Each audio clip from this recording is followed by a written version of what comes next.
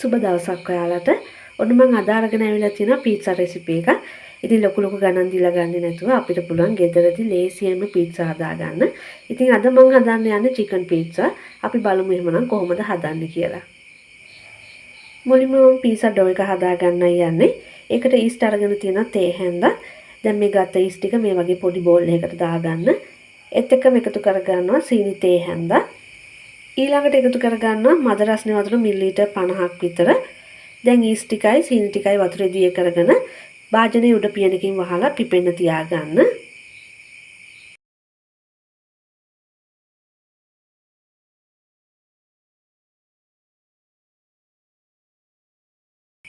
මේ තියෙන විනාඩි 10ක් විතර පිපෙන්න තියාගත්තු ඊස්ට් ටික අට පේන නැති ඊස්ට් ටික හොඳින් පිපිලා තියෙනවා. දැන් මේ ටික වෙනම පැත්තකින් තියාගන්න.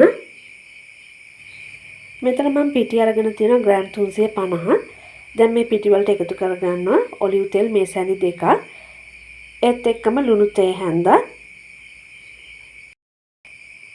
ඊළඟට එකතු කරගන්නවා කලින් ලෑස්ති කරලා තියාගත්තු ඊස්ට් ටික.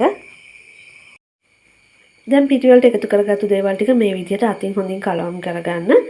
ඊළඟට අපිට පුළුවන් වතුර ටිකෙන් ටික එකතු කරලා ඩෝ එක හදාගන්න.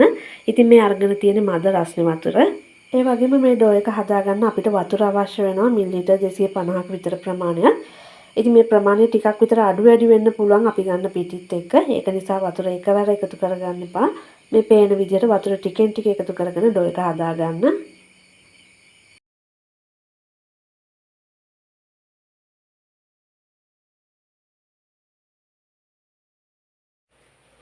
දැන් ඔයාලට පේන ඇති පිටි ටික ඔක්කොම එකතු වෙලා එක ගුලියකට ඇවිත් තියෙනවා. මේ විදිහට හදාගත්තට පස්සේ අපි පිරිසිදු මතු පිටක් උඩට දාලා විනාඩි 10ක් විතර නීට් කරගන්න ඕන. දැන් මේ පේන විදිහට ඩෝ එක හොඳින් නීට් කරගන්න. ඉතින් මේ විදිහට විනාඩි 10ක් විතර හොඳින් නීට් කරගත්තට පස්සේ අපිට පුළුවන් මෙන්න මේ පේන විදිහට අතේ ඇලෙන්නේ නැති වෙන්න ඩෝ එක හදාගන්න.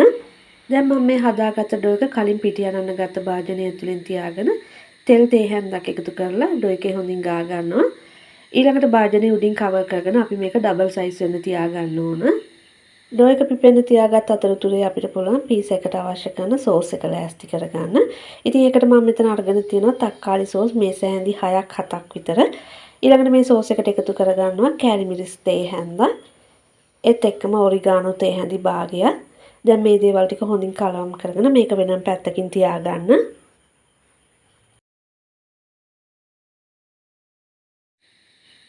ඉතින් මේ තියෙන ඩබල් සයිස් වෙන්න තියාගත්තු පීට්සා ඩෝ එක දැන් ඔයාලට පේන ඇති ඩෝ එක හොඳින් පිපිලා තියෙනවා.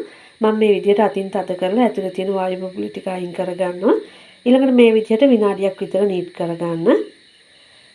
මේ විදිහට විනාඩියක් විතර නීට් කරගත්තු ඩෝ එක අපි නැවතත් පිරිසිදු මතු පිටක් උඩට දාලා ඩෝ එක කොටස් දෙකකට වෙන් කරගන්න ඕන. ඉතින් ඔයා කැමති නම් මේ ඩෝ එකෙන් එක පීට්සා එකක් හදාගන්නත් පුළුවන්. එහෙම නැත්නම් කොටස් දෙකකට වෙන් කරලා පීට්සා දෙකක් හදාගන්නත් පුළුවන්. මෙතනදී මම පීට්සා දෙකක් හදාගන්න යන්නේ. ඉතින් මේ ට්‍රේ එකේ තමයි මම පීට්සා එක හදාගන්න යන්නේ. මේ ගන්න ට්‍රේ එකේ තෙල් ටිකක් හෝ බටර් ටිකක් ගාලා අරගන්න. ඊළඟට අපිට පුළුවන් වෙන් කරගත්තු ඩෝ එකකින් කොටසක් මේ විදිහට ට්‍රේ එකේ තියලා රවුමට තුනී කරගන්න. ඉතින් මේ විදිහට තුනී කරගන්න ගමන් වටේට මහත හිටින විදිහට හදාගන්න. ඒ විදිහට ආකමැති නම් සාමාන්‍ය රොටියක් විදිහට හදාගන්නත් පුළුවන්. ඊළඟට මේ තුනී කරගත්තු පීසා බේස් එක මැද මේ පේන විදිහට ගෑරොප්පුවකින් සිදුරු කරගන්න. ඊළඟට අපිට පුළුවන් කලින් ලෑස්ති කරගත්තු සෝස් එක මේක මැදින් දාලා වටේට හොඳින් ගා ගන්න. සෝස් ටික මේ විදිහට දාගත්තට පස්සේ මම මේක උඩින් දාගන්නවා ග්‍රේට් කරගත්තු චීස් ටික. ඉතින් මෙතනදී ඔයාලට කැමති චීස් වර්ගයක් පාවිච්චි කරන්න පුළුවන්. චීස් ටික දාගත්තට පස්සේ අපිට පුළුවන් චිකන් එකතු කරගන්න.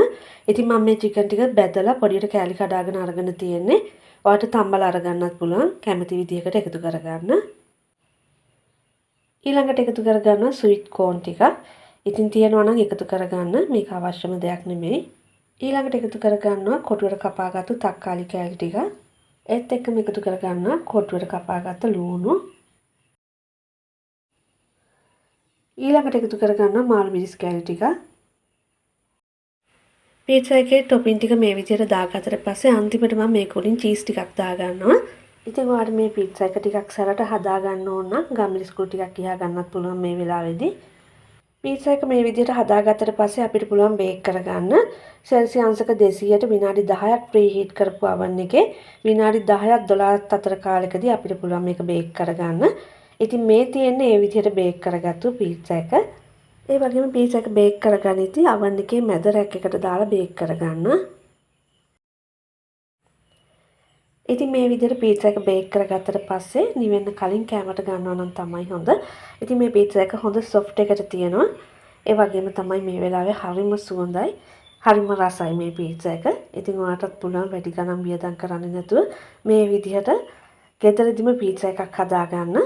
ඉතින් එහෙමනම් ඔයාත් මේ පීට්සා රෙසිපි එක හදලා රස බලන්න. අපි තවත් දවසක මේ වගේ රසවත් රෙසිපි එකකින් හම්බෙමු.